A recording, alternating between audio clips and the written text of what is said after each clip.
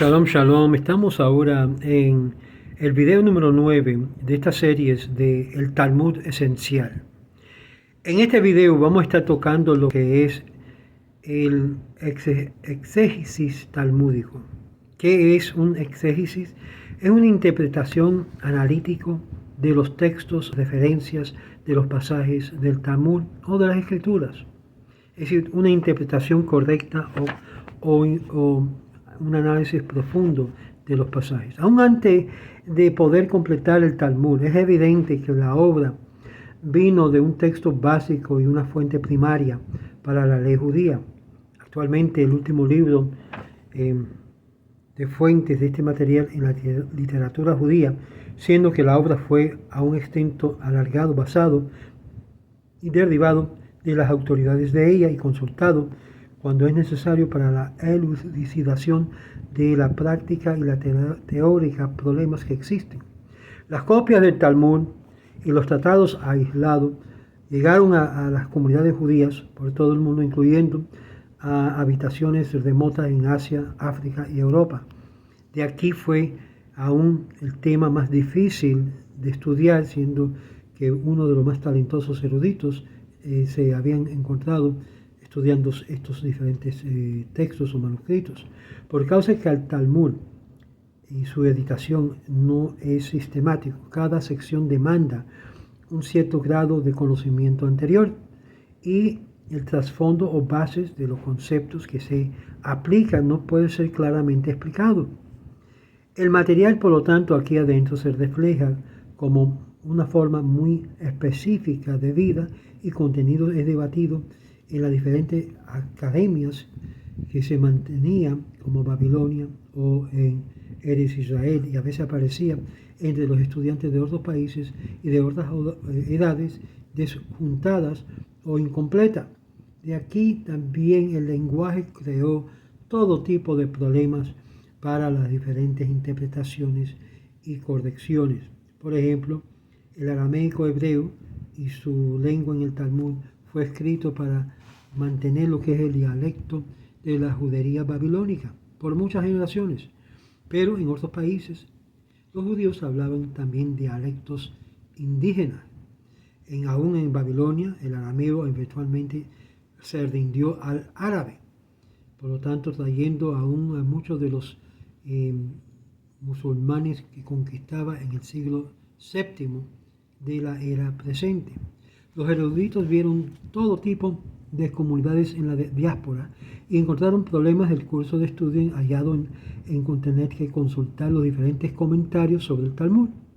Las autoridades naturales se equiparon para tratar de clarificar los problemas hallados en las cabezas o las cabecillas de las grandes academias del Talmud, como en Babilonia, en Sura, en Pombita, y estos eruditos conocidos bajo el título de Gaón, que significa inicialmente que eran cabezas de las grandes academias, pero fue cambiado su significancia después de centenares de años de uso impreciso.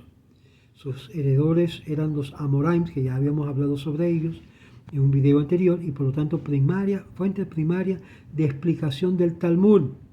Los Geonim continuaron a enseñar el Talmud según la tradición de los Amoraim o Amoritas, y esto al nivel tan alto que lograron que muchos de los discípulos se reunían para escucharlo todo alrededor de la diáspora. Y es por eso que el mundo judío entero fue influenciado por el cuerpo de las respuestas dado por estos y que se mantenía remanente que sobrevivían. Las comunidades poseían preguntas relacionadas a halajá práctica, pero también de interés teóricos. Vamos a responder, y ellos a través de cartas respondían a los geonim, que eran palabras más difíciles y términos que elucidía el tema entero de, por ejemplo, los sugiyot. Estas letras eran los primeros comentarios sobre el Talmud. Ni era algo sistemático ni tampoco completo, pero eran compuestos en respuestas necesarias. El último de los Geonim comenzó a componer comentarios sobre tratados enteros, y aquí consiste primariamente la interpretación de palabras difíciles y frases. En la literatura gaónica, que primeramente se concernía a decisiones halajicas o de la ley y con conclusiones prácticas, eran extraídos de los textos talmúdicos mismos. Es necesario para una interpretación más comprensiva de lo que es el Talmud de tener una intensificación mayor cuando se amarra todo esto con los Geonim, que eran de nivel un poquito más de más débiles por varias razones políticas. Por ejemplo, en el gran imperio musulmán se desintegraron una gran cantidad de reinos rivales, a la cual no era fácil accesar el uno al otro.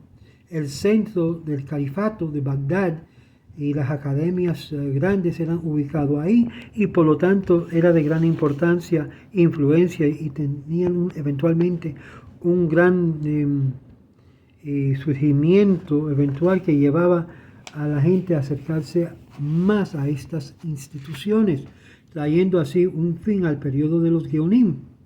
Ciertas comunidades judías en Europa, por ejemplo, nunca tenían la capacidad de mantener un contacto regular con los Geonim y fueron obligados a llegar culturalmente y espiritualmente a ser autosuficientes. Cuando ya llegó el tiempo de los centros grandes que ya estaban declinando, como de Babilonia, se elevó al siglo XI, dos centros judíos importantísimos se desarrollaron donde quiera. Uno de estos fue en la parte norte de África, y que es España, y la parte de España. Por lo tanto, surgió lo que es las grandes academias del judaísmo y aún talmúdico en España. Y el otro fue en Europa, Italia, Francia, Alemania. Estos constituyeron el núcleo del desarrollo de las dos tradiciones particular conocido como la tradición sefaradí y la tradición ashkenazí, respectivamente, y diferían de una manera al otro desde el principio. Los centros africano-ibérica continuaron la tradición de la judería babilónica y también estaba bajo el regimiento de los imperios musulmanes en el lenguaje árabe. Por ejemplo, muchos no saben esto, pero las obras de Maimónides fueron escritas por mayoría no en hebreo, sino más bien en árabe. Y es por esto que hay una conexión entre el mundo musulmán con el mundo del Rambam, porque el Rambam conocía muy bien el árabe y también conocía muy bien lo que eran las enseñanzas musulmanas, las cuales estaba abajo. Algunos aún se atrevían a decir que el Rambam se había en un momento de apuros convertirse al Islam y luego regresó de nuevo al judaísmo. Y esto se expone también bajo varias influencias culturales y se mantiene consecutivamente una liga muy conectada con los Geonim. Miles de cartas de respuestas o responsas al libro fue enviado a las academias de Babilonia y la parte de Norte África para guiar a los judíos que estaban ahí. La judería de Europa del Oeste también de otra mano eran conectados a través de las comunidades de Grecia e Italia, por la mayoría de la parte en la tierra de Israel, y parte mayor de la liturgia también como la base básica de la fe fue derivado de Eretz Israel. La judería musulmán en los países fueron influenciados fuertemente por la filosofía árabe, la ciencia, lo que es la poesía, lenguaje, aún en cumplir totalmente su florecer. En contraste, Europa estaba bien profundo en la ignorancia y en el oscurantismo de la Edad Media. Los judíos ahí no habían aprendido de la cultura de su país que habían llegado. Fueron obligados a crear su propia identidad de vida espiritual sin la ayuda de estos grandes y distintas instituciones de aprendizaje judía. No es de sorprendernos, por lo tanto, que habían dos escuelas paralelas en lo que se llama la interpretación talmúdica o exégesis talmúdica. Y estos son las dos escuelas que surgieron, la sefaradí y la ashkenazí. Los eruditos de España y la parte norte de África, como los Geonim, tuvieron la tendencia de un acercamiento sistemático de sus estudios judíos. Por lo tanto, sus logros principales estaban en la esfera de la halajá y decisiones halágicas, y por lo tanto su punto de vista de comprensión en asuntos se habitaba excesivamente en lo que es los detalles. Las primeras importancias de los comentarios producía el Talmud fueron en la escuela de el rabino Hanael ben Hushiel de Kiryuan, de la parte norte de África. Este era la caracterización que sobrepasaba la brevedad y evitancia de los detalles con el fin de tratar un resumen de cada suguía, que está registrado en forma de sumario, añadiendo las explicaciones de cada palabra y término como hallamos necesario. Es interesante que el rabino Steinsohn tiene un libro entero de todas las definiciones de cada palabra arameico que se emplea, lo que significa. Un buen libro de tener, yo lo tengo aquí, para que cuando uno entra en lo que es los estudios, llegue a entender qué es lo que significa la palabra arameo y la parte técnica de su aplicación. Bueno, a veces los rabinos, como el rabino Hanael, omita explicaciones de ciertas secciones y su contenido y escribe en esta forma simple, significando que no necesita explicación.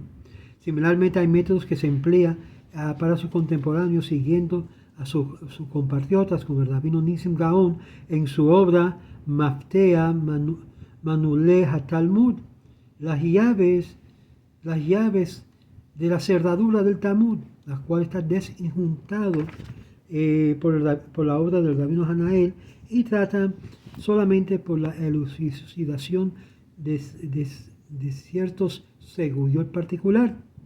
La obra son repositorios de las enseñanzas y comentarios de los Geonim, los sefarditas exégitos, y su literatura continuaron sobre este camino y esta forma y emularon los ejemplos de los detalles que fueron estudiados anteriormente. Y por lo tanto, hallamos esto en esta parte de las exégesis del Talmud. Vamos a pautar aquí y vamos a continuar con lo que es los exégesis talmúdicos del tiempo y vamos a ver en el próximo video un poquito sobre las comunidades europeas, cómo desarrollaron diferentemente a los anteriores. Shalom, shalom, y mantente en contacto viendo nuestras series sobre el Talmud esencial. Shalom.